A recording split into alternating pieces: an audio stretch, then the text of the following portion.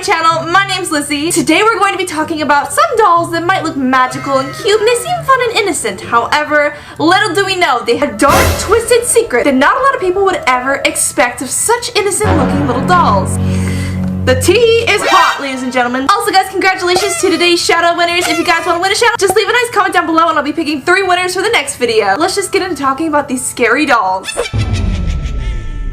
So, I'm assuming a lot of you guys have never heard of Cabbage Patch Kids before because, well, they came out a very long time ago. Even I haven't owned one of these. However, I know my mom had one when she was growing up and I think we ended up getting rid of it and that one would have been worth thousands of dollars at this point because a lot of Cabbage Patch Kids resell for a ton of money. So that's why you guys always want to keep your old toys because even the toys we have now can be worth a lot of money later on, even though some of them are terrifying. But that's not the point. So, Cabbage Patch Kids were a line of a one-of-a-kind cloth doll with plastic heads first produced by Coleco Industries in 1982. One of the weird things about these dolls that actually keeps me up at night is that the company actually said that each of these dolls was all unique. So that means every single Cabbage Patch doll that was ever released was all unique in its own way, shape, or form, and no two Cabbage Patch dolls were ever exactly the same or identical. They had different molded eye shapes, colors of hair, hairstyles, and clothing options or outfits on each of the dolls. And each of these dolls actually came with a birth certificate special for that doll when you first get it. Just kind of like how you get a birth certificate at Build-A-Bear, which I'm sure we've all done. Also, one of the weird things that I found about these dolls is that on the left side of their butt cheeks, for some reason, yes, their butt cheeks, there is the signature of the actual creator of the doll who made them, and for some reason they always have the signature on their booty cheeks. I don't know why. And every single year they would change the color of that signature on these dolls' butt cheeks, which I think is a weird spot to put a signature, but I mean, you do you, Cabbage Patch Kid, I guess.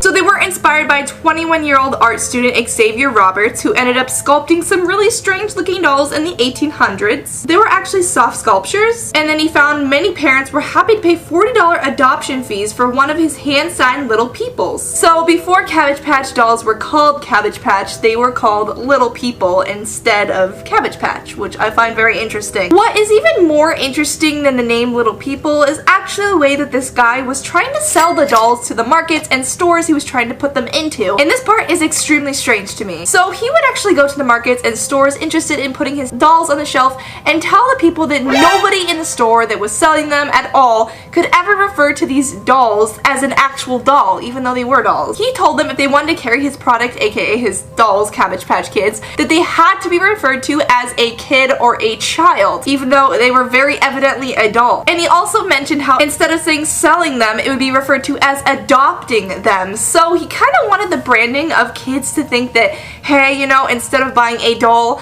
I'm buying a baby or a kid to play with, and I'm adopting it so it feels more real for the kids. So no one was allowed to call them dolls or refer to it as a cell. It was adopting and a child. That was very interesting to me. Since it wasn't your typical doll, there was a lot of commercials that were branded to making kids feel like these were really alive babies or children.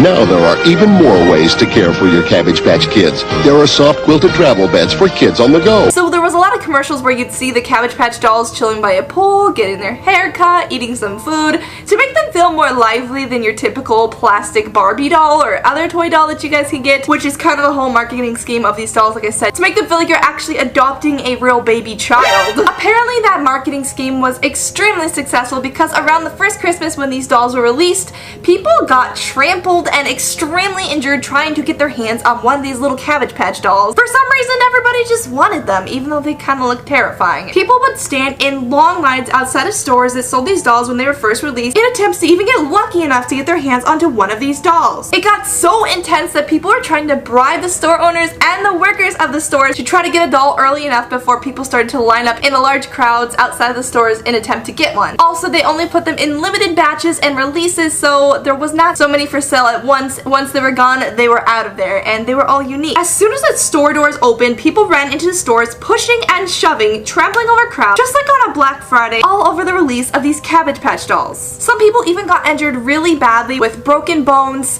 getting trampled, getting pushed down staircases, and even beat up over a Cabbage Patch Kid. One store actually got so out of hand that the owner of the store had to go outside with a literal baseball bat and try to maneuver people out of the way so they would stop fighting and trampling over each other over these dolls. So the next story about these dolls is actually super creepy. One specific model of a Cabbage Patch doll that was released actually ate a child's hair. Yes, you heard me. It ate their hair somehow. This model of a Cabbage Patch doll was called the Snack Time Kids model. These ones were designed to gobble fake food, and they had an animatronic robotic mouth that would somehow chew these toy foods that the doll came with. However, it started to chew up more than food, unfortunately, and it did not end well. It started chewing up children's hair. Kids would be playing with this doll and have their hair down, not realizing that the doll would be slowly eating up their hair and pulling it out of their heads while playing with it. There was actually even one 911 call about this doll eating a child's hair, and they couldn't even remove the doll from this kid's hair, so they had to call the cops. A small child in Connecticut who'd been playing with this doll ended up getting her hair completely stuck inside of the animatronic robot's mouth, and the parents panicked because they couldn't get the doll off of their kid's head, so they ended up calling the cops. This model eventually had a very bad reputation out there, since this was frequently happening with a lot of different children, and some kids were stupid enough to try to feed the doll their own hair, which of course never ended well. So Cabbage Patch dolls ended up having to pull a ton of those dolls off their shelves and giving refunds to a lot of very unhappy customers and parents. If you guys think that that's creepy enough, just wait until you hear the next thing. So you know how they come with birth certificates? Well, apparently some Cabbage Patch dolls end up coming with death certificates. Yes, you heard me. Death certificates for your doll. Like, is that not crazy or what? So as you guys know, a lot of toys over the years, no matter how long they're owned, eventually do break. They wear, they tear, they chip. Some of them break in half. You know, kids play wild with toys. They throw them around in the dirt, in the mud, and sometimes their arms and legs are ripped off. The most common thing that would happen to my toys when I was growing up is my dog would get a hold of it and destroy it, which is also another possibility. However, no matter how long you have a toy, eventually they all wear down, and so Cabbage Patch dolls had a policy where you could send the doll back to them and they could see if they could repair your doll. Of course, there's a lot of other side companies that repair old toys and such, so they would also see if they could fix them. But if your doll was too wrecked or too destroyed or too far gone, they would end up sending your doll a death certificate. So that was only when your doll was like so far gone that you could not repair it. It was just broken, it was destroyed. That's when they end up throwing your doll away at the factory and then sending your doll a death certificate, which means there's no hope for your little doll no more. It's just gone. Imagine you're a child and that like doll was your world and you were like thinking it was getting sent to be repaired, and then you just come home to the mail one day and you open up a death certificate letter about your doll being just dead. I feel like that would have traumatized me as a child. I would have been super upset. I never cared about dolls, but if that was a Webkinz, oh girl, that would have been a different story. The next thing is also by far one of the creepiest things I've ever seen in my entire life, and I'm not being dramatic, okay? This next thing keeps me up at night and it's like a bad nightmare.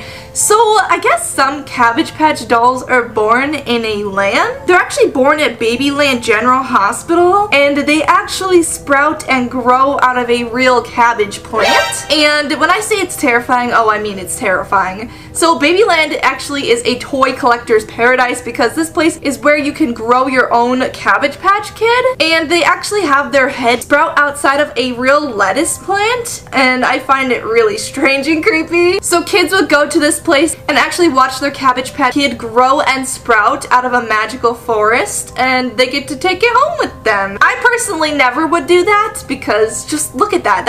Is that not the most terrifying thing you've ever seen in your life? Like, who would want that? I'm not trying to judge. If you guys like them, you do you, boo-boo, but that, no, I just hate vegetables and babies scare me, so that's a bad combination.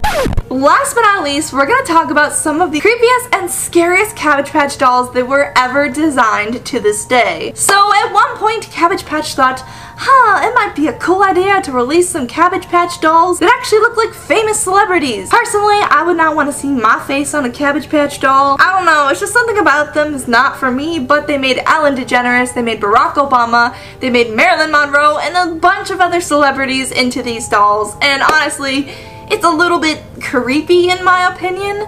Another really concerning doll that was released by Cabbage Patch was one that actually linked to an application on your iPhone. We all know that we've had some bad dolls that link to apps on your iPhone. Well, this one is just as terrifying. So basically this doll had electronic eyes that would be able to blink and move all on their own while connecting to a digital app where the doll could communicate with you and tell you how it was feeling and doing. This doll could eat, this doll could cry, this doll could burp, burp. This doll could even pee, which is pretty disgusting. But the biggest concern about how lifelike this doll was the eyes in particular. So some parents got concerned because this doll felt like it was a little too real in the factors that maybe some webcams were hidden inside of the doll's eye and could be watching their children, which has also been a raised concern with tons of other toy dolls that were taken off the market, and a lot of parents were not happy about this doll because they felt something was a little bit off. With that being said, a lot of parents ended up refusing to get the dolls for their kids, and some parents ended up throwing the dolls away because they reported strange noises or movements of the eyes of these dolls at night when the doll was turned off or just sitting around, and some weird suspicious things have happened with these Cabbage Patch dolls. I mean, the name of these dolls were called Baby So Real, and if that wasn't real enough that it literally would snore before it falls asleep, burp, pee, eat like a real baby child, I don't know what would be, because that almost feels a little concerning for me too. Personally, if my kid wanted a doll that was so realistic, I would be a little creeped out and I'd probably end up buying them